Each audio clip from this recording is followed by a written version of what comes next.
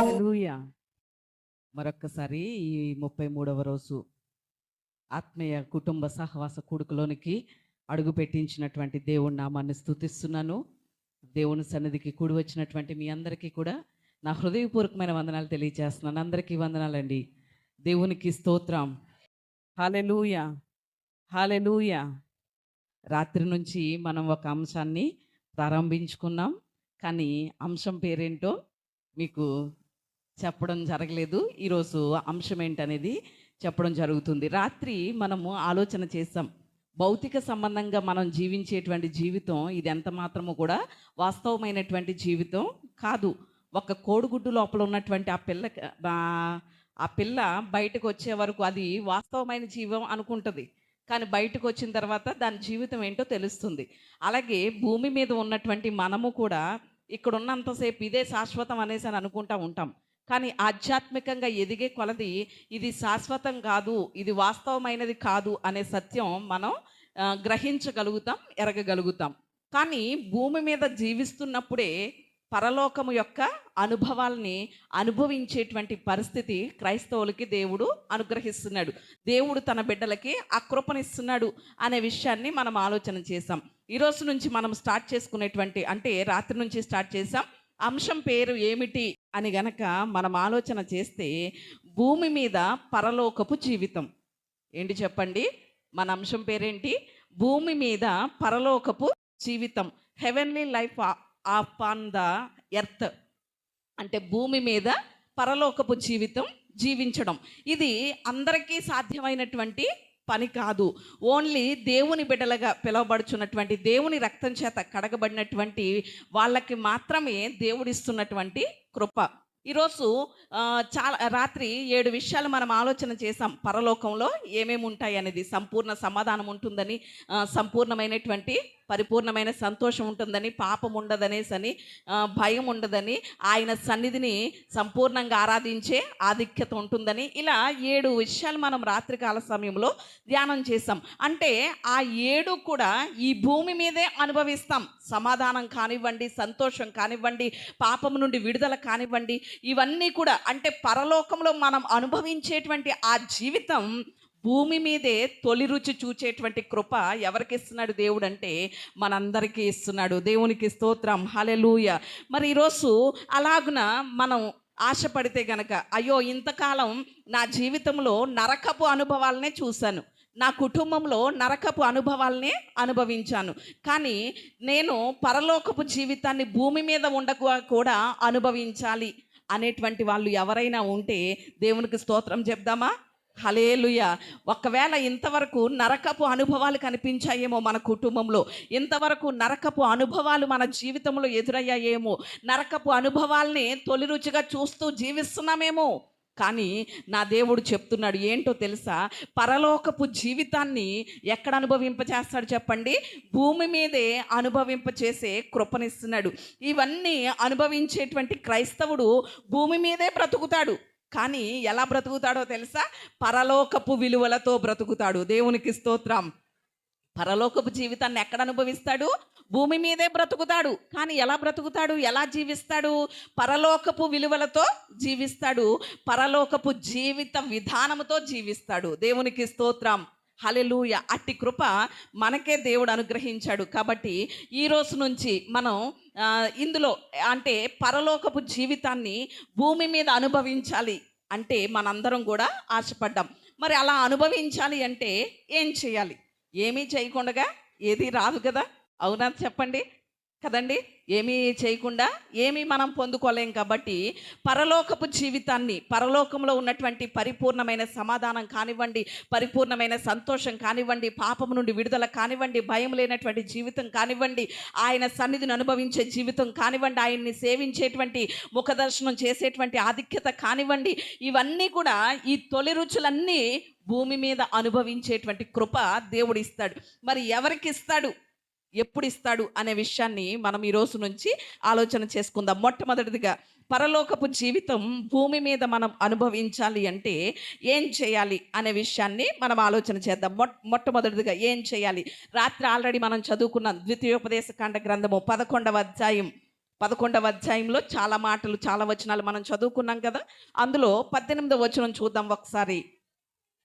18 నుండి 20 వరకు ఈరోజు మనం ధ్యానం చేద్దాం. కాబట్టి మీరు నా మాటలను మీ హృదయములోను మీ మనస్సులోను ఉంచుకొని, అక్కడికి ఆగుదాం ఒకసారి. 20 వచనాల వరకు ఈరోజు మనం ధ్యానం చేద్దాం. అందులో మాటలు ఇక్కడ మొట్టమొదటిగా దేవుని వాక్యం మనకి సెలవిస్తున్నటువంటి విషయం ఏమిటి అనేసనంటే, భూమి మీద పరలోకపు జీవితం అనుభవించాలి అంటే ఏం చేయాలట?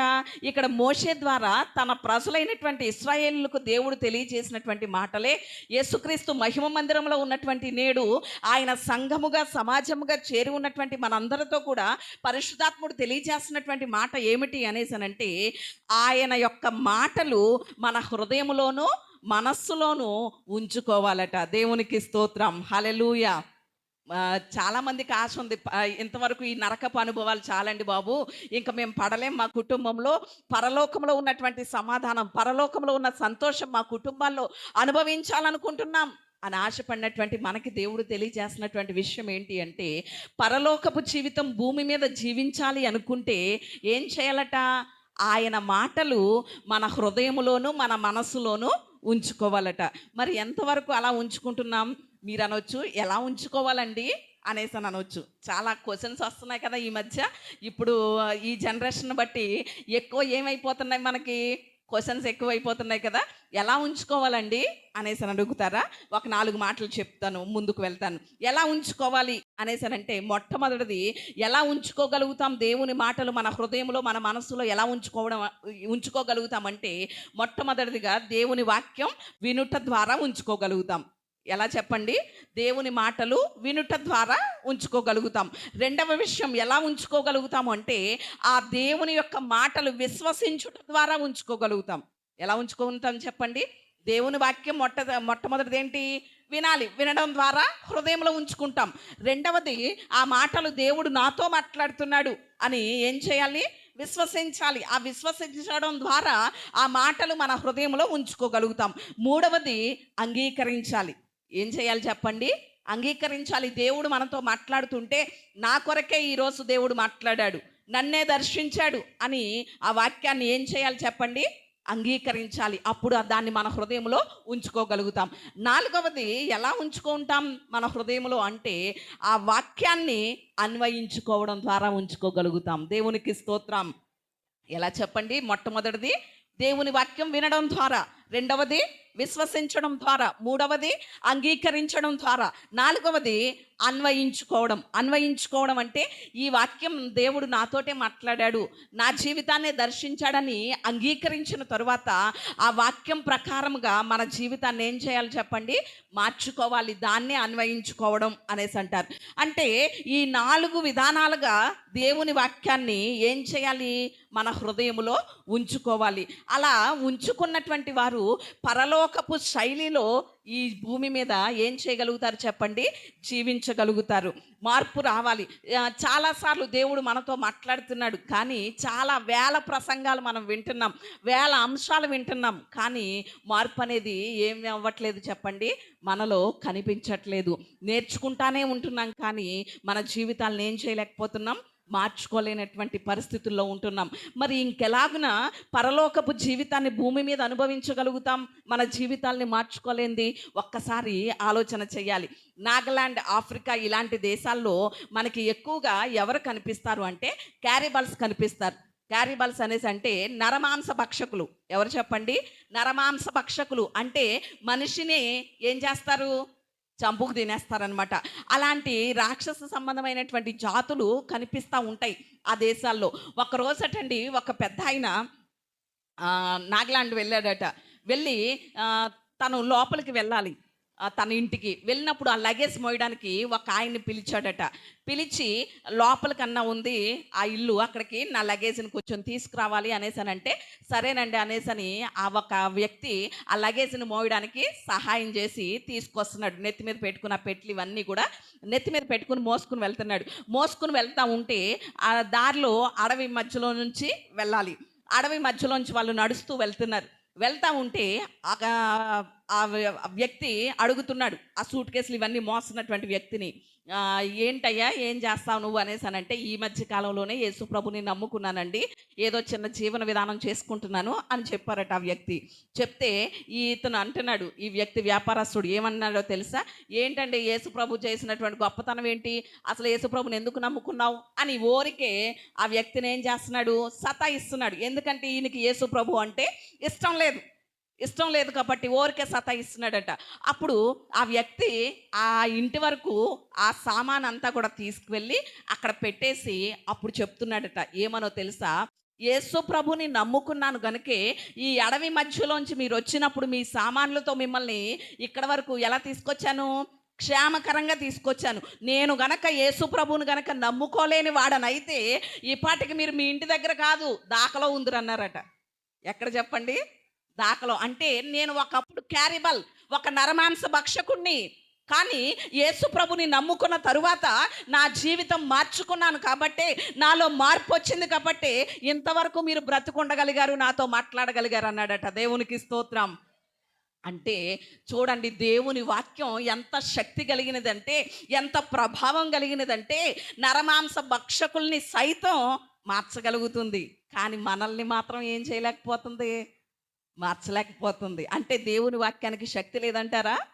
ఆయన వాక్యం ఎప్పుడూ శక్తి కలిగినదే.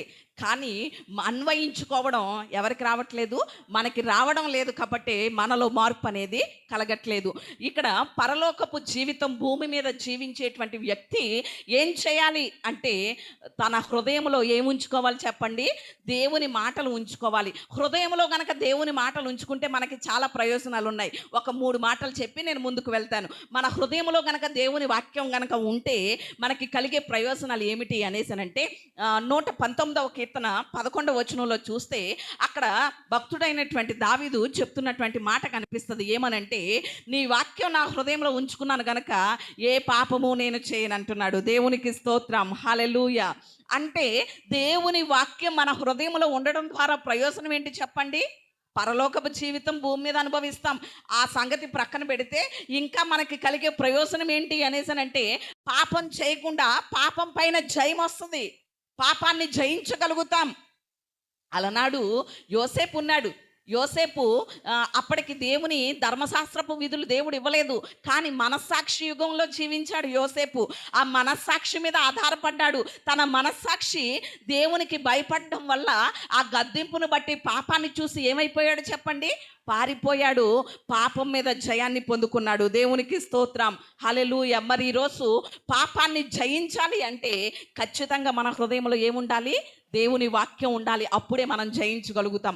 రెండవదిగా దేవుని వాక్యం మన హృదయంలో ఉండడం ద్వారా ఏం ప్రయోజనం కలుగుతుంది అంటే, యోహాను రాసినటువంటి మొదటి పత్రిక 2వ అధ్యాయం 14వ వచనంలో చూస్తే అక్కడ యోహాను భక్తుడు రాస్తాడు మొదటి పత్రికలో, ఏమనంటే, చిన్నపిల్లలారా దేవుని వాక్యం మీలో నిలిచి ఉన్నది కనుక మీరేం చేశారు? దుష్టుణ్ణి జయించి ఉన్నారు అంటాడు. దేవునికి స్తోత్రం, హల్లెలూయా. అంటే దేవుని వాక్యం మన హృదయంలో ఉంచుకోవడాన్ని బట్టి రెండవదిగా ఏం చేయగలుగుతాం? దుష్టుడైనటువంటి సాతాన్ని జయించగలుగుతాం. ఈరోజు చాలా కుటుంబాల్లో అపవాది యొక్క తంత్రాలని గ్రహించలేకపోతున్నారు, చీకటి శక్తుల ప్రభావాన్ని ఎరగలేకపోతున్నారు. అపవాది ఏ విధంగా మనల్ని మోసగిస్తున్నాడో, ఏ విధంగా సులువుగా చిక్కులు పెడుతున్నాడో గ్రహించలేకపోతున్నారు. వాడి తంత్రాలకి లొంగిపోతున్నారు. అంటే కారణం ఏమిటో తెలుసా? దేవుని వాక్యం మన హృదయంలో లేదు గనుక దుష్టుణ్ణి ఏం చేయలేకపోతున్నాం? జయించలేకపోతున్నాం, వాడి తంత్రాలకు లోబడిపోతున్నాం. కానీ దేవుని వాక్యం గనక మన హృదయంలో ఉంచుకుంటే ఖచ్చితంగా మనం ఏం చేయగలుగుతాం చెప్పండి? దుష్టుణ్ణి జయించగలుగుతాం, దుష్టుడిపై జయాన్ని పొందగలుగుతాం. 3వ ప్రయోజనం కూడా చెప్పిన మాటలో నేను ముందుకు వెళ్తాను.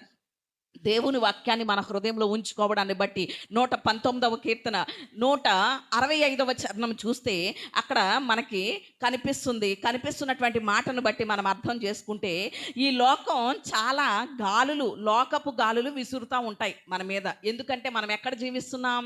లోకంలో జీవిస్తున్నాం గనక చాలాసార్లు లోక మర్యాద ఎదురవుతూ ఉంటుంది, లోక సంప్రదాయాలు ఎదురవుతూ ఉంటాయి, లోక విధానాలు ఎదురవుతూ ఉంటాయి. అయ్యో ఇలా చేయకపోతే ఎలాగండి, లోకంలో ఉన్నాం కదా అని లోక పద్ధతులు ఏమవుతూ ఉంటాయి?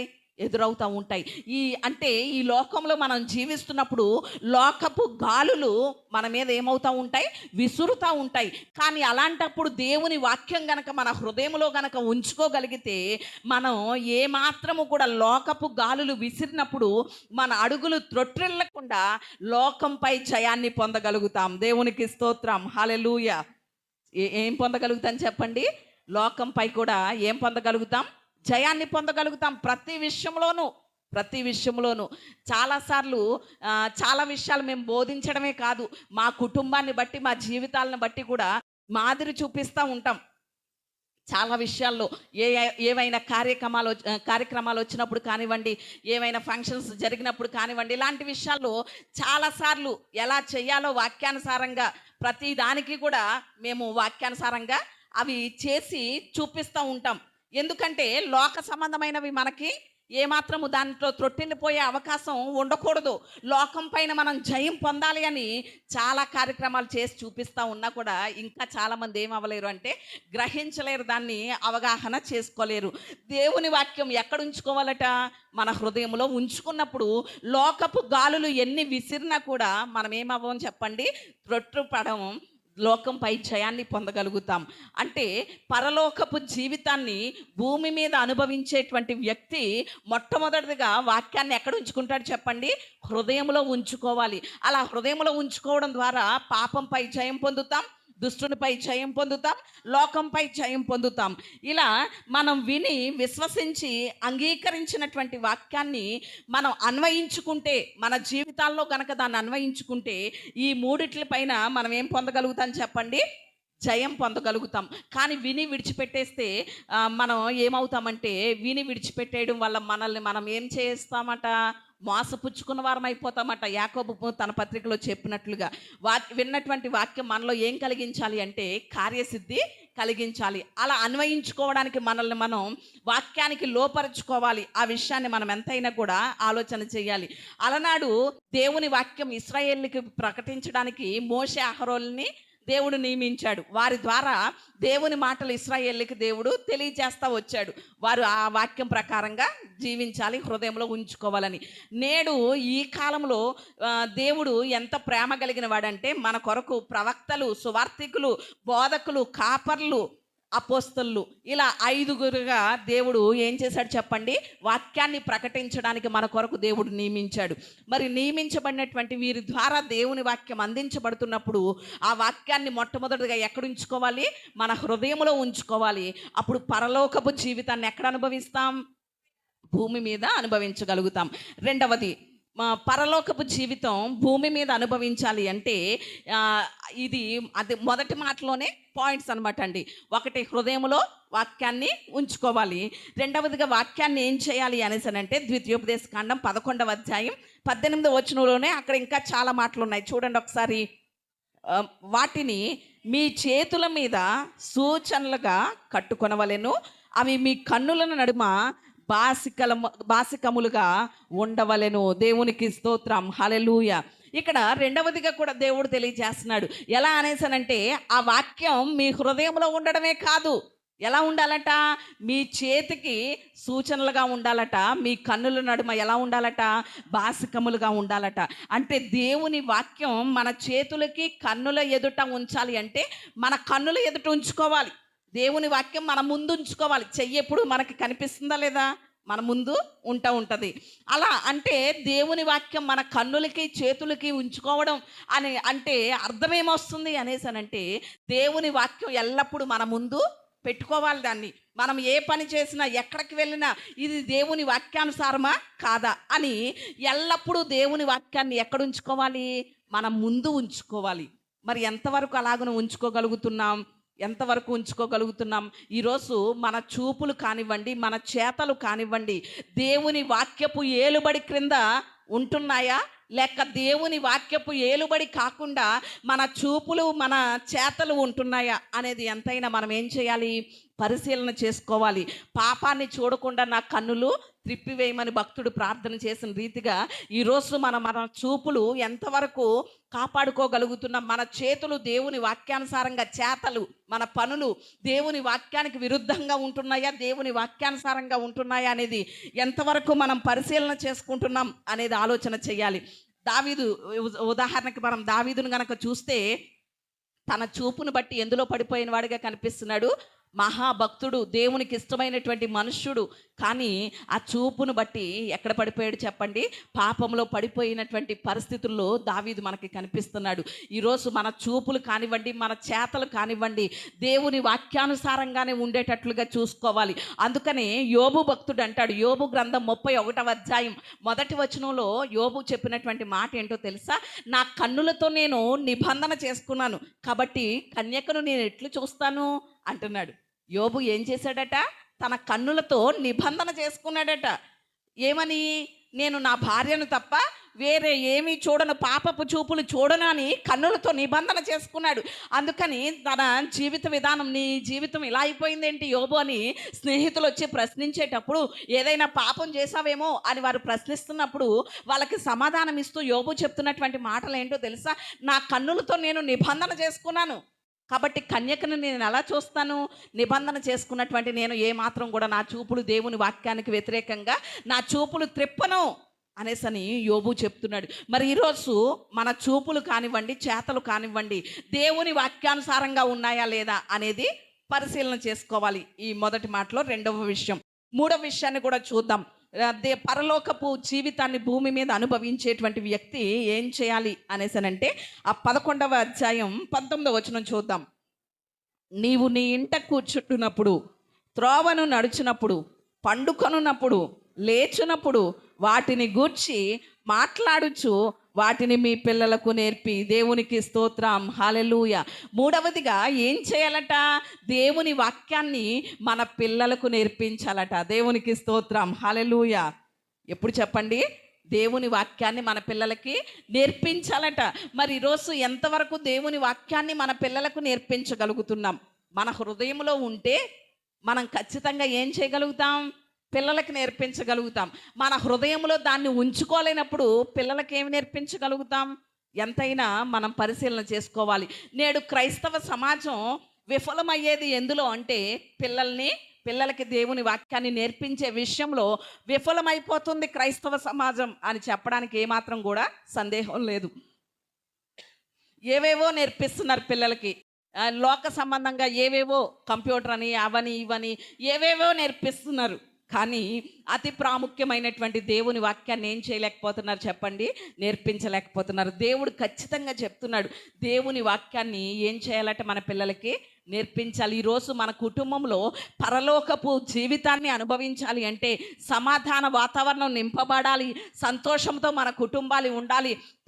ఎటువంటి పాపము చేత మన కుటుంబాలు ఏలుబడి చేయకుండా, భయము చేత, భీతి చేత ఉండకుండా, దేవుని ముఖ దర్శనం చేసేటువంటి, దేవుని సన్నిధిని అనుభవించేటువంటి ఆరాధనా స్థలంగా మన కుటుంబాలే ఉండాలి అంటే ఖచ్చితంగా మన పిల్లలకి ఏం నేర్పించాలి చెప్పండి? దేవుని వాక్యాన్ని నేర్పించాలి. ఈరోజు దేవుని వాక్యం పిల్లలకి నేర్పించకపోవడాన్ని బట్టే వారు దుష్ట సాంగత్యాలు చేస్తూ విపరీతమైనటువంటి నడవడికలకు వెళ్ళడం ద్వారానే మన కుటుంబంలో ఏం కోల్పోతున్నాం చెప్పండి? సమాధానం అనేది పొందలేకపోతున్నాం, సంతోషం అనేది అనుభవించలేకపోతున్నాం. అందుకనే జ్ఞాని అయినటువంటి సొలొమోను చెప్తాడు, సామెతల గ్రంథం 22వ అధ్యాయం 6వ వచనంలో చూస్తే, బాలుడు నడవవలసినటువంటి త్రోవను వానికి నేర్పించుము, వాడు పెద్దవాడైన తర్వాత దాని నుండి ఏం చేయడట? తొలగిపోడట. అంటే ఈరోజు మన పిల్లలకి మనం దేవుని వాక్యాన్ని గనక నేర్పించగలిగితే వారు వృద్ధాప్యం వచ్చే వరకు కూడా ఆ వాక్యంలో నుండి ఏమవ్వరు చెప్పండి? తొలగిపోరు. ఎందుకని నేర్పించాలి మన పిల్లలకి అంటే? వారికి వాక్యం తెలియదు కనుక మనం ఏం చేయాలి? ఖచ్చితంగా నేర్పించాలి. మరి దేవుని వాక్యం సెలవిస్తుంది ఏంటంటే, అదే భక్తుడైనటువంటి సొలొమోను అంటాడు, ఏమనో తెలుసా? 22వ అధ్యాయం 15వ వచనంలో చూస్తే, సామెతల గ్రంథంలో బాలుని హృదయంలో మూఢత్వం అనేది సహజంగా పుడుతుంది. కాబట్టి ఆ మూఢత్వం పోవాలి అంటే మనం ఖచ్చితంగా ఏం చేయాలి?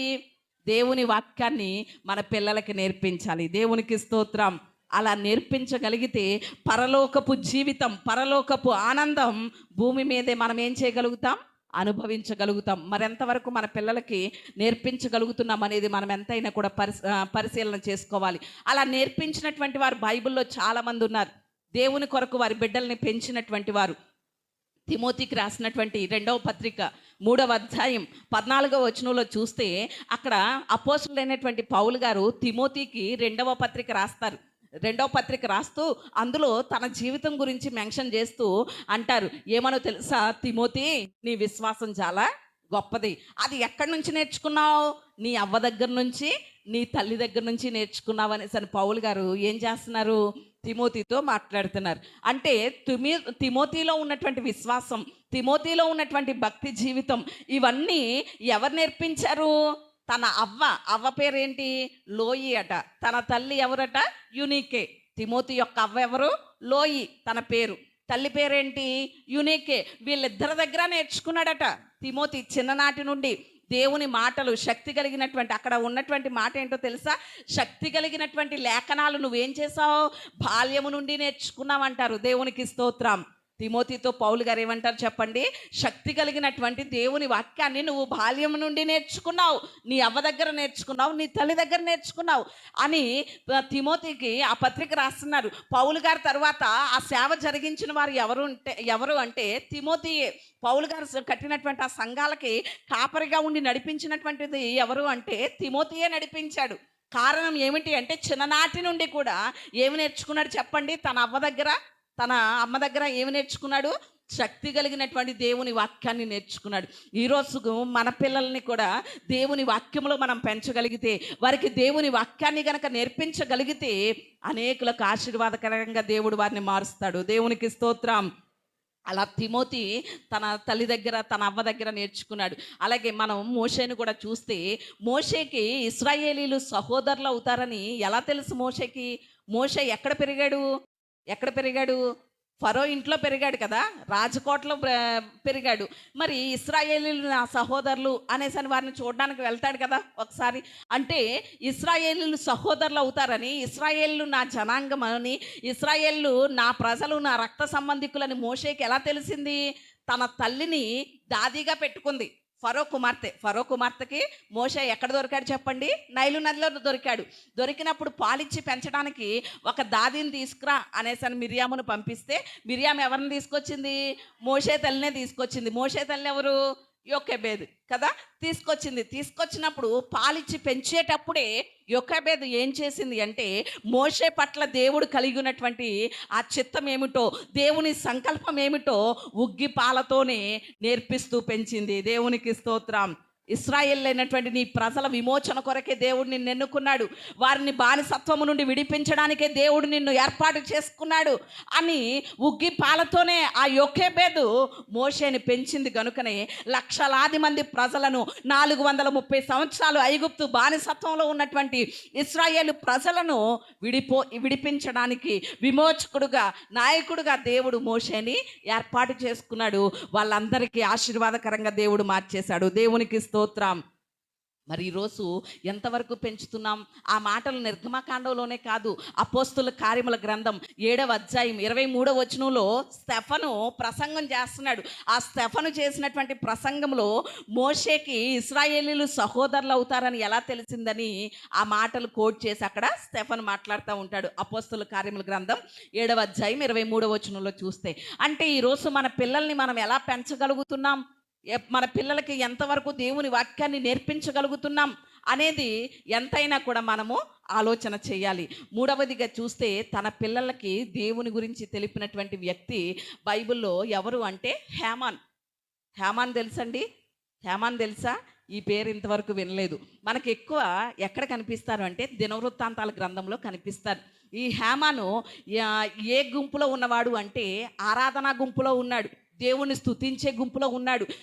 దావీదు కొంతమందిని ఆరాధన చేయడానికి, పాటలు పాడడానికి నియమించాడు. దావీదు రాజుగా ఉన్నటువంటి కాలంలో దినవృత్తాంతాల గ్రంథంలో కోరాహు కుమారులు కానివ్వండి, హేమాను కానివ్వండి, యెదూతూను కానివ్వండి, వీళ్ళందరూ దేవుణ్ణి స్తుతిస్తూ గళములు వాయిస్తూ వాయిద్యాలు వాయించేటువంటి టీము అనమాట. ఈ టీం అంతటిని దావీదు నియమించాడు. ఆ టీంలో ఉన్నటువంటి వాడు హేమాన్. చాలా కీర్తనలు కూడా అతను పాడినటువంటి కీర్తనలు ఉంటాయి, 150 కీర్తనల్లో. ఈ హేమాను అనేటువంటి భక్తుడికి ఎంతమంది పిల్లలు అంటే 17 మంది పిల్లలు. ఎంతమంది చెప్పండి? 17 మంది పిల్లలు. హేమాను తన భార్య మొత్తం ఎంతమంది అయ్యారు? 19 మంది. మొత్తం ఎంతమంది చెప్పండి? 19 మంది. అంటే చిన్న హాస్టల్ అనమాట వాళ్ళ ఇల్లు కదండి. ఇప్పుడు మనం చూస్తే మన కుటుంబాల్లో మహా ఉంటే ఎంతమంది ఉంటారు? 3 4 లేక 5 అంతే కదా. అంటే చిన్న సైజు హాస్టల్ అనమాట వాళ్ళ కుటుంబం. 17 మంది పిల్లల్ని దేవుడు ఇస్తే ఆ 17 మందిని కూడా ఏం చేశాడో తెలుసా? ఆరాధికుల్ని చేశాడు. దేవునికి స్తోత్రం. ఆ హేమాను యొక్క పిల్లలు కూడా, వారి కుమారులు కూడా ఆరాధించే గళములో, వాయిద్యాలు వాయించే గళములో ఉన్నట్లుగా దినవృత్తాంతాల గ్రంథంలో మనం చూస్తాం. అంటే తన పిల్లలు ఏవేవో అవ్వాలనేసి అని ఆశించలేదు. దేవుని వాక్యాన్ని నేర్పిస్తూ ఆ పిల్లల్ని ఎక్కడ పెంచాడు చెప్పండి? దేవుని మందిరములో పెంచాడు. దేవుని మందిరములో స్తుతించేటువంటి అనుభవాన్ని, దేవుణ్ణి ఆరాధించేటువంటి అనుభవాన్ని ఆ హేమాను భక్తుడు వారికి నేర్పించి వారిని ఎలా చేశాడు అంటే ఆరాధికులుగా చేశాడు. మరి ఈరోజు మన పిల్లల్ని మనం ఏం చేయాలనుకుంటున్నాం? ఎలా పెంచాలనుకుంటున్నాం? ఏం నేర్పిస్తున్నాం అనేది మనం ఎంతైనా కూడా ఆలోచన చేయాలి. ఈ రోజు మన పిల్లల్ని మనం మంచిగా పెంచకపోతే, దేవుని వాక్యపు విలువలు గనక మన పిల్లలకి నేర్పించకపోతే, రేపన్ననాడు మనల్ని చూసే విషయంలో వాళ్ళు ఏం పాటించరు? ఏమాత్రము దేవుని వాక్యం వారికి తెలియకపోతే కఠినంగానే వ్యవహరిస్తారు. కానీ ఈరోజు మనం దేవుని వాక్యాన్ని మన పిల్లలకి నేర్పించగలిగితే, దేవుని వాక్యపు విలువలు గనక మన పిల్లలకి నేర్పించగలిగితే, రేపన్ననాడు వారు మన కుటుంబానికే కాదు సమాజానికి కూడా ఎలా మారుతారు చెప్పండి? ఆశీర్వాదకరంగా మారుతారు. దేవునికి స్తోత్రం. హల్లెలూయా. మరి ఈరోజు ఎంతవరకు మన పిల్లలకి మనం దేవుని వాక్యాన్ని నేర్పించగలుగుతున్నాం అనేది ఆలోచన చేయాలి. మొట్టమొదటిది ఏంటి చెప్పండి? దేవుని వాక్యాన్ని మన హృదయంలో ఉంచుకోవాలి. రెండవది ఏం చేయాలి? చేతులకి కన్నులకి కట్టుకోవాలి. అంటే మనం ముందుగా ఉంచుకోవాలి. ఏ పని చేసినా దేవుని వాక్యాన్ని ముందు పెట్టుకోవాలి. మూడవదేంటి? మన పిల్లలకి దేవుని వాక్యాన్ని నేర్పించాలి. 4వ మాట కూడా చూద్దాం రండి. ద్వితీయోపదేశ కాండ గ్రంథం 11వ అధ్యాయం 19వ వచనం మరలా చదువుదాం. నీవు నీ ఇంట కూర్చుండునప్పుడు, త్రోవను నడిచినప్పుడు, పండుకొనున్నప్పుడు, లేచినప్పుడు వాటిని గూర్చి మాట్లాడుచు వాటిని మీ పిల్లలకు నేర్పి. దేవునికి స్తోత్రం. హల్లెలూయా. ఇక్కడ 4వదిగా ఏమని చెప్తున్నాడు దేవుడు అనేసనంటే, దినమెల్లా కూడా దేవుని వాక్యాన్ని వారితో మాట్లాడాలట. దేవునికి స్తోత్రం. హల్లెలూయా. దినమంతా కూడా మనం ఏం చేస్తూ ఉండాలి? దేవుని వాక్యం గురించి మాట్లాడుతూ ఉండాలి. మరి ఈరోజు మన మాటలు దేవుని వాక్యానికి సంబంధించినటువంటి మాటలు ఉంటానయ్యా? దేవుని గురించే మాట్లాడగలుగుతున్నామా?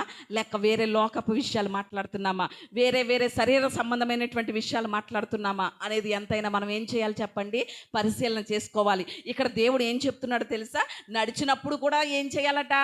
దేవుని మాటలే మాట్లాడాలట. తర్వాత నిద్రించినప్పుడు ఏం మాట్లాడాలట? దేవుని మాటలే మాట్లాడాలట. లేచినప్పుడు ఏం మాట్లాడాలట? దేవుని మాటలే మాట్లాడాలట. కూర్చున్నప్పుడు ఏం మాట్లాడాలట? దేవుని మాటలే మాట్లాడాలట. ఏం చేసినా ఏం మాట్లాడాలి?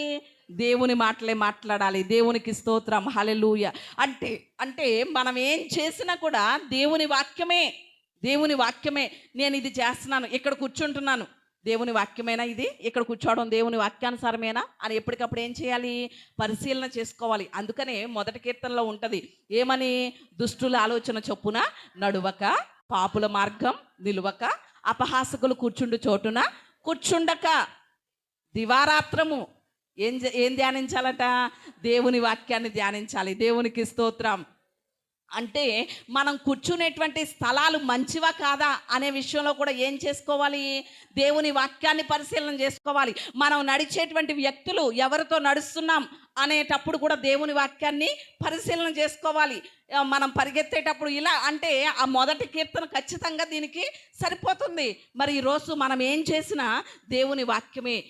మన ప్రతి దాంట్లోనూ కూడా దేవుని వాక్యాన్ని మాట్లాడాలి. ఎల్లప్పుడూ దేవుని వాక్యముతోటే మనము మన దినాన్ని గడపాలి అని దేవుడు చెప్తున్నాడు. ఎంతవరకు మనం అలాగ ఉండగలుగుతున్నాం? అందుకనే మలాకి గ్రంథం 3వ అధ్యాయం 16వ వచనంలో చూస్తే అక్కడ ఒక మాట ఉంటుంది, ఏమనో తెలుసా? యెహోవా యందు భయభక్తులు కలిగిన వారు ఒకరితో ఒకరు మాట్లాడుకుంటా ఉంటే దేవుడు ఏం చేస్తున్నాడట? చెవి యొగ్గా ఆలకిస్తున్నాడట. అంటే ఈరోజు మనం కూర్చున్నప్పుడు, లేచినప్పుడు, నడుస్తున్నప్పుడు, పండుకున్నప్పుడు ఏం మాట్లాడుతున్నామో మన మాటలన్నీ ఎవరు వింటున్నారు? దేవుడు వింటున్నాడు అనేటువంటి భయం ఖచ్చితంగా మనకు ఉండాలి. మరి ఈరోజు ఎంతవరకు అలాగున దేవుని వాక్యంతో మనం ఉండగలుగుతున్నాం అనేది ఎంతైనా కూడా ఆలోచన చేయాలి. చాలాసార్లు ఈ విషయంలో మనం తప్పిపోతున్నట్లుగానే కనిపిస్తూ ఉంటుంది. దేవుని వాక్యంతో మనం ఏమాత్రం కూడా అన్వయించుకునేటువంటి పరిస్థితి, ఇలా మాట్లాడలేనటువంటి పరిస్థితి. దినమంతా దేవుని వాక్యం వాక్యం అంటే ఇంకే మాటలు మాట్లాడుకోకూడదా అన్నట్లుగా చాలామందికి అనిపిస్తూ ఉంటుంది. మరి ఈరోజు ఎంతవరకు అలాగ మనం జీవించగలుగుతున్నాం అనేది ఎంతైనా కూడా ఆలోచన చేయాలి. అందుకనే చాలాసార్లట ఇక్కడ విన్నటువంటి మాటలు మనం వినేసి తరువాత మన బిడ్డల దగ్గర నేర్పించకపోతే తిరిగి మన బిడ్డలు మనల్ని ఏం చేస్తారు చెప్పండి? క్వశ్చన్ చేస్తూ ఉంటారు. మీ పిల్లలు క్వశ్చన్ చేస్తున్నారా మిమ్మల్ని? చాలామంది చేస్తారు. ఇదేంటి మమ్మీ ఇలా చెప్పారు కదా పాస్టర్ గారు, నువ్వు ఇలా మాట్లాడుతున్నావు ఏంటి అని అడుగుతూ ఉంటారు చాలామంది పిల్లలు కదండి. అంటే మన జీవితాలు వాళ్ళు చూస్తున్నారు కాబట్టి ఖచ్చితంగా వాళ్ళకి వాళ్ళతో మాట్లాడినప్పుడు ఎప్పుడు కూడా దేవుని వాక్యపు సంభాషణతోటే మాట్లాడాలి. ఒకరోజు అటండి ఒక తల్లిదండ్రులు లేచిన వెంటనే ప్రతిరోజు భార్యాభర్తలు ఏం చేస్తారు? లేచిన వెంటనే పోట్లాడుకోవడమే, అంటే కొట్లాడతోటే వారి దినాన్ని ప్రారంభిస్తారట. అప్పుడు ఒకరోజు వారి ఇంటికి ఒక పాస్టర్ గారు వచ్చారట. అదే దేవుణ్ణి నమ్ముకున్న బిడ్డలే వాళ్ళు, అన్యులేమీ కాదు. కానీ ప్రతిరోజు దేంతో ఆరంభిస్తారు వారి దినాన్ని? కొట్లాడతోటే, వారిద్దరూ తిట్టుకోవడంతో స్టార్ట్ చేస్తారట వారి దినాన్ని. వారింటికి ప్రార్థన చేయడానికి దైవ సేవకుడు వస్తే వారింటికి ప్రార్థన చేసేసరి వారిద్దరితో మాట్లాడి వెళ్ళిపోతూ ఉంటే అక్కడ గదిలో ప్రక్కలో వాళ్ళ కొడుకు చిన్న బిడ్డ మోకరించి ప్రార్థన చేస్తున్నాడట.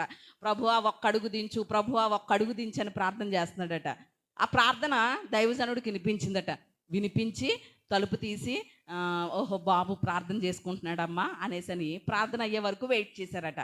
చాలాసేపు ఒక్క అడుగు దించు ప్రభువా, ఒక్క అడుగు దించు ప్రభు అనే ప్రార్థన చేస్తున్నాడట ఆ పిల్లాడు. అప్పుడు ప్రార్థన అయిన తర్వాత పాస్టర్ గారు అడిగారట ఆ పిల్లాడిని, ఏమని? ఏంటి బాబు నీ ప్రార్థనలో ఇక వేరే అంశాలు ఏమీ లేకుండా ఒక్క అడుగు దించు, ఒక్క అడుగు దించు అనే ప్రార్థన చేస్తున్నావు ఏంటి అని అడిగారట. అప్పుడు ఆ బాబు అన్నాడట, పాస్టర్ గారు మీరు ఎన్నో మాటలు చెప్తారండి దేవుని సన్నిధిలో సమాధానంగా ఉండాలని, సంతోషంగా ఉండాలని, కానీ మా తల్లిదండ్రులు ఎప్పుడు ఏం చేస్తున్నారు? ఎప్పుడు తిట్టుకుంటానే వారి దినాన్ని ఆరంభిస్తూ ఉంటారు. అంటే మీరు చెప్పిన మాటలన్నీ మైండ్లో ఉంటున్నాయి కానీ ఎక్కడ ఉండట్లేదు? హృదయంలోకి రావట్లేదు. మైండ్కి హృదయానికి ఎంత లెక్క? అడుగు లెక్క గ్యాప్ ఉంది కదా. అందుకని ఒక్క అడుగు ఆ వాక్యాన్ని దించు దించు అని ప్రార్థన చేస్తున్నాను అన్నాడట. దేవునికి స్తోత్రం. అంటే ఈరోజు మన జీవితాలను బట్టి మన బిడ్డలు బాధపడేలా ఉండకూడదు అంటే ప్రతి విషయంలోనూ కూడా మనం ఏం చేయాలి? దేవుని వాక్యాన్నే మాట్లాడుతూ ఉండాలి. 4వదిగా 5వదిగా కూడా మనం చూద్దాం. ద్వితీయోపదేశకాండ గ్రంథం 11వ అధ్యాయం 20వ వచనం చదువుదాం. 20వ వచనం, నీ ఇంటి ద్వారబంధముల మీదను నీ గౌనుల మీదను వాటిని వ్రాయవలెను. దేవునికి స్తోత్రం, హల్లెలూయా. ఈ వాక్యం 5వదిగా ఏం చేయాలట? మన హృదయంలో ఉంచుకోవడమే కాదు, మన కన్నుల ముందు ఉంచుకోవడమే కాదు, మన పిల్లలకి నేర్పించడమే కాదు, దినమంతా వాక్యాన్ని మాట్లాడడమే కాదు. 5వదిగా ఏం చేయాలట? మన గృహాల్లో దేవుని వాక్యాన్ని ప్రదర్శించాలి. దేవునికి స్తోత్రం. ఏం చేయాలి చెప్పండి? దేవుని వాక్యాన్ని ప్రదర్శించాలి.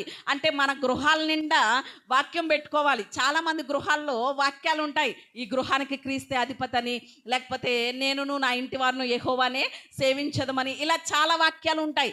కానీ అది ఓన్లీ ఆ మాటలు పెట్టుకోవడానికే కాదు, గోడల మీద రాసుకోవడానికే పరిమితం అయిపోతే అదేమాత్రం కూడా మంచి పని కాదు. కానీ వాక్యాన్ని ప్రదర్శించడం అనేసనంటే గోడల మీద వాక్యం ప్రదర్శించడం మంచిదే, రాయించుకోవడం మంచిదే, వాక్యాలు పెట్టుకోవడం మంచిదే, కాదని కాదు. కానీ ఆ గోడల మీద ఉన్నటువంటి వాక్యం దేని ద్వారా ప్రదర్శించాలి అంటే మన జీవితాల ద్వారా ప్రదర్శించాలి. దేవునికి స్తోత్రం, హల్లెలూయా. అంటే ఆ వాక్యానుసారంగా మనం నడిచినప్పుడు, ఆ వాక్యానుసారంగా మనం జీవించినప్పుడు వాక్యం ఏమవుతుందో చెప్పండి? ప్రజల ఎదుట ప్రదర్శించబడుతుంది. ప్రజల ఎదుట అది ప్రదర్శించబడుతుంది, వారికి కనిపిస్తుంది. మరి ఈరోజు ఎంతవరకు మనం దేవుని వాక్యానుసారంగా నడిచి ప్రజలకి దాన్ని ప్రదర్శించగలుగుతున్నాం, ఎక్స్పోజ్ చేయగలుగుతున్నాం ప్రజలకి అనేది ఎంతైనా కూడా మనం ప్రశ్నించుకోవాలి. ఇలాగే చాలా మీటింగ్స్ జరుగుతూ ఉంటాయి కదా. ఒకరోజు మీటింగ్కి, ఒక నైట్ మీటింగ్కి వచ్చిందట ఒక ఆవిడే వస్తే దేవుని వాక్యం విన్నదట. దేవుని వాక్యం ఏం చెప్తుంది? శత్రువులను సైతం ఏం చేయాలి? క్షమించాలని చెప్తుంది కదా. ఆ వాక్యం విన్నదట. ఓహో, వాక్యం క్షమించమని చెప్పింది కదా అనేసి వినేసింది. నైట్ మీటింగ్లో వాక్యం వినేసింది, వెళ్ళిపోయింది. ఉదయం వాకలు తుడుస్తూ ఉంటే పక్కింటి ఆవిడ కనిపించిందట. కనిపిస్తే ఉదయాన్నే లేచి పంది మొహాన్ని చూశానంటుందట. ఏమంటుంది చెప్పండి? ప్రొద్దుటే లేచి పంది మొహం చూశానంటుందట. అంటే రాత్రి విన్న వాక్యం ఏమైంది? ప్రదర్శించగలిగిందా? ఒకవేళ తనకి విరోధంగానే ఉండొచ్చు, నచ్చలేని వ్యక్తే అయ్యి ఉండొచ్చు. మరి రాత్రి విన్న వాక్యం ఏంటి? ఏం విన్నది? క్షమించాలి అనే వాక్యం విన్నది. మరి ఆ వాక్యాన్ని ప్రదర్శించగలిగిందా? ప్రదర్శించలేకపోయింది. కానీ ఒక చిన్న బిడ్డ, సండే స్కూల్ బిడ్డట, సండే స్కూల్లో ఒక వాక్యం విన్నాడట. ఏమనంటే, బీదలకి గనక కనికరిస్తే, బీదలకి సహాయం చేస్తే యెహోవాకు అప్పిచ్చినట్లు అని సండే స్కూల్ టీచర్ చెప్పినటువంటి వాక్యాన్ని విన్నాడట. విని తన మమ్మీ స్నాక్స్ కొనుక్కోమని ఒక 10 రూపాయలు ఇస్తే, స్కూల్కి వెళ్ళేటప్పుడు మధ్యలో ఒక అడుక్కునే వ్యక్తి కనిపించాడట. దారిలో రోడ్డు మీద కనిపిస్తే అప్పుడు ఆ 10 రూపాయల నోటు ఆ అడుక్కునే వ్యక్తికి ఇచ్చి అన్నాడట ఒక మాట, నేను ఈరోజు యెహోవాకు అప్పిచ్చాను అన్నాడట. దేవునికి స్తోత్రం. ఎవరు? ఆ చిన్న బిడ్డ. అంటే పెద్దలుగా ఉన్నటువంటి మనం చాలాసార్లు వాక్యం వింటున్నాం, కానీ దాన్ని ఏం చేయలేకపోతున్నాం? ఎక్స్పోజ్ చేయలేకపోతున్నాం, ప్రదర్శించలేకపోతున్నాం. కానీ చిన్న చిన్న బిడ్డలు దేవుని వాక్యం వారితో మాట్లాడినప్పుడు, దేవుని వాక్యం నేర్చుకున్నప్పుడు చూడండి, వారు ఖచ్చితంగా దాన్ని ప్రదర్శించడానికి, దాని ప్రకారంగా చేయడానికి ఇష్టపడతా ఉంటారు. అంటే ఆ వాక్యం ఆ చిన్న బిడ్డలో ఏమైంది చెప్పండి? నెరవేర్పు కలిగింది. మరి ఈరోజు మనం ఎంతవరకు దేవుని వాక్యాన్ని ప్రదర్శించగలుగుతున్నాం? మన కుటుంబాల్లో రాయించేసుకుంటే అయిపోలేదు, ఏవేవో పేర్లు పెట్టేసుకుంటే అయిపోలేదు, కానీ మన జీవితాల ద్వారా దాన్ని ఏం చేయాలి చెప్పండి? లోకానికి కనపరచాలి. దేవుని వాక్యానుసారంగా జీవించే వ్యక్తి ఇలా ఉంటాడు, దేవుని వాక్యం ప్రకారంగా నడుచుకునే వ్యక్తులు ఇలా ఉంటారు, వారి కుటుంబం ఎలా ఉంటుంది అని మన జీవితాలను ఏం చేయాలి చెప్పండి? ప్రదర్శించాలి. మరి ఈరోజు ఎంతవరకు ప్రదర్శించగలుగుతున్నాం? యెషయా గ్రంథం 39వ అధ్యాయం 4వ వచనంలో చూస్తే అక్కడ మనకి హిజ్కియా కనిపిస్తాడు. ఎవరు కనిపిస్తారు చెప్పండి? హిజ్కియా కనిపిస్తాడు. హిజ్కియాకి మరణకరమైనటువంటి రోగం వస్తుంది కదండి. మరణకరమైన రోగం వచ్చినప్పుడు గోడ తట్టు తిరిగి ప్రార్థన చేస్తే ఆ రోగం నుండి దేవుడు విడిపిస్తాడు. విడిపించిన తర్వాత మరి చాలామంది, మనం ఉదాహరణకి ఏదైనా బలహీనత వచ్చిందనుకోండి, అప్పుడు మనల్ని ఏం చేయడానికి వస్తారు? పరామర్శించడానికి వస్తారు కదా, పలకరించడానికి వస్తారు కదా. అలాగే హిజ్కియా కూడా ఆ మరణకరమైనటువంటి రోగం నుండి బయటపడ్డాడని, దేవుడు ఆయుష్ పొడిగించాడని బబులోను దేశం నుండి వచ్చారట కొంతమంది వ్యక్తులు. ఏం చేద్దామని? హిజ్కియాని పలకరిందామని వచ్చారట. పలకరిందామని వస్తే హిజ్కియా ఏం చెప్పాలి? దేవుడు నన్ను స్వస్థపరిచాడు, 15 సంవత్సరాల ఆయుష్ పెంచాడు, దేవుడు చూపినటువంటి కృపే. నేను ఒకవేళ ముందులో బాగా ఉండి తర్వాత తప్పిపోయినా దేవుడు మరలా నా కన్నీటి ప్రార్థన ఆలకించాడు అని ఏం ఎక్స్పోజ్ చేయాలి? దేవుని మాటలు, దేవుడు తన పట్ల చూపినటువంటి కృపని ప్రదర్శించాలి. కానీ ఏం చేశాడు హిజ్కియా అంటే, మనం యెషయా గ్రంథం నేను రిఫరెన్స్ ఇచ్చాను కదా, మీరు ఇంటికి వెళ్ళిన తర్వాత చదువుకోండి. ఏమని చూపిస్తాడో తెలుసా? తన ఆయుధశాలల దగ్గరికి తీసుకెళ్ళాడు. ఎవరిని? బబులోను దేశం నుండి వచ్చినటువంటి ఆ వ్యక్తుల్ని ఎక్కడికి తీసుకొచ్చాడు చెప్పండి? ఆయుధశాలల దగ్గరికి తీసుకొచ్చి, చూడండి మా ఆయుధశాలలో ఎన్ని ఈటలు ఉన్నాయో, ఎన్ని బల్లాలు ఉన్నాయో, ఎన్ని డాలులు ఉన్నాయో, ఎన్ని వేల కత్తులు ఉన్నాయో చూడండి అని ఏం చూపిస్తున్నాడు? ఆయుధశాల చూపిస్తున్నాడు. ఎంత బాగా ఆయుధాల కొరకు ఒక శాలను నిర్మించాడో ఆ శాలను చూపిస్తున్నాడు. ఆ ఆయుధశాలలో ఉన్నటువంటి సామాగ్రిని చూపిస్తున్నాడు. తన కూర్చుకున్నటువంటి బంగారాన్ని చూపించాడు. దేవుని మందిరంలో సిద్ధపరిచినటువంటి బంగారాన్ని, ఇవన్నీ చూపించాడు. అప్పుడు దేవుడు ఏమన్నాడో తెలుసా? నీవు నన్ను ప్రదర్శించలేదు, నా వాక్యాన్ని ప్రదర్శించలేదు, నీకున్న గొప్పలు చూపించుకున్నావు, నీ గొప్పలు ప్రదర్శించావు అక్కడ. కాబట్టి నువ్వు ఏమేమైతే చూపించావో, ఎవరికైతే చూపించావో, ఆ బబులోను రాజు ఏం చేస్తాడు? నువ్వు చూపించినవన్నీ కూడా తీసుకెళ్ళిపోతాడని చెప్పాడు దేవుడు. జరిగిందా లేదా? జరిగింది. అంతేకాదు, దేవుడు ఏమన్నాడో తెలుసా? నీ పుత్ర సంతానాన్ని బబులోను రాజు ఏం చేసేస్తాడు? నపుంసకులుగా చేసేస్తాడు అని దేవుడు ముందుగానే హిజ్కియా బ్రతికుండగానే చెప్పాడు. తరువాత హిజ్కియా కాలం తర్వాత బబులోను రాజు యెరూషలేము మీదకి వచ్చి దండెత్తి యెరూషలేములో ఉన్నటువంటి మందిరంలో ఉన్నటువంటి బంగారం కానివ్వండి, మనుషులను కానివ్వండి, అన్నిటినీ చెరపట్టుకుని తీసుకెళ్ళిపోయాడు. షడ్రకు, మేషకు, అబేద్నెగో, దానియేలు వీళ్ళందరూ ఎవరి సంతానం అంటే హిజ్కియా సంతానం. వారిని నపుంసకులుగా చేసేశాడు బబులోను రాజు అయినటువంటి నెబుకద్నెజరు. నపుంసకులుగా చేసేసి తన కోటలో పెట్టుకున్నట్లుగా కూడా మనం దేవుని వాక్యంలో చూస్తాం. అంటే మనం ఏం ప్రదర్శించాలి? మన దగ్గరకు వచ్చిన వాళ్ళు చూడండి, మా సోఫా ఎంత బాగుందో, మొన్నే కొన్నామండి, లేకపోతే మొన్నే చేయించామండి, ఇదిగోండి కాసు దుద్దులు చేయించుకున్నాం మొన్నే అని ఇవి కాదు ప్రదర్శించడం. ఏం ప్రదర్శించాలి చెప్పండి?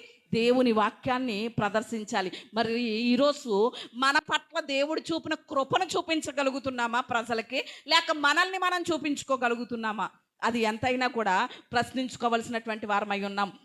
ఈరోజు దేవుని వాక్యాన్ని వింటున్నటువంటి మనం ఇంతవరకు ఒకవేళ మన జీవితాల్లో నరకపు అనుభవాలే చూసామేమో, నరకపు అనుభవాలనే రుచి చూచామేమో, నరకపు అనుభవాలే అనుభవిస్తున్నామేమో. కానీ నా దేవుడు అంటున్నాడు, పరలోకపు జీవితాన్ని భూమి మీద అనుభవించేటట్లుగా నేను చేస్తాను అంటున్నాడు. మరి పరలోకపు జీవితాన్ని భూమి మీద అనుభవించాలి అంటే మొట్టమొదటిదిగా ఏం చేయాలి అనేసనంటే, వాక్యం విషయంలో మనం ఏం కలిగి ఉండాలో అది కలిగి ఉండాలి. ఇదంతా కూడా ఒకే మాట. వాక్యం గురించి నేను ఇన్ని మాటలు చెప్పాను చూసారా, ఇదంతా ఒకటే మాట. రేపు రెండో మాట చూద్దాం. పరలోకపు జీవితం భూమి మీద అనుభవించాలి అంటే వాక్యం విషయంలో మనం ఎలా ఉండాలో అలా ఉండాలి. ఎలా ఉండాలి? మన హృదయంలో వాక్యాన్ని ఉంచుకోవాలి. రెండవది, మన కళ్ళ ముందు దేవుని వాక్యాన్ని ఉంచుకోవాలి. మన చేతల్లో దేవుని వాక్యం కనపరచాలి. మూడవది ఏంటి చెప్పండి? మన పిల్లలకి నేర్పించాలి. నాలుగేంటి చెప్పండి? దినమెల్లా కూడా దేవుని వాక్యాన్ని మాట్లాడుతూ ఉండాలి. ఐదవదిగా మన గృహాల్లో దేవుని వాక్యాన్ని ప్రదర్శించాలి. అలా దేవుని వాక్యం పట్ల మనం కలిగి ఉండవలసింది కలిగి ఉంటే ఖచ్చితంగా మన కుటుంబాల్లో ఏమనుభవిస్తాం? పరలోకపు జీవితాన్ని భూమి మీదే అనుభవిస్తాం. దేవునికి స్తోత్రం. పరలోకపు సంతోషాన్ని భూమి మీద అనుభవిస్తాం. పరలోకపు సమాధానం మన కుటుంబాల్లో అనుభవిస్తాం. పరలోకపు సన్నిధిని మన కుటుంబాల్లో అనుభవిస్తాం. అట్టి కృప దేవుడు మనందరికీ దయచేయును గాక.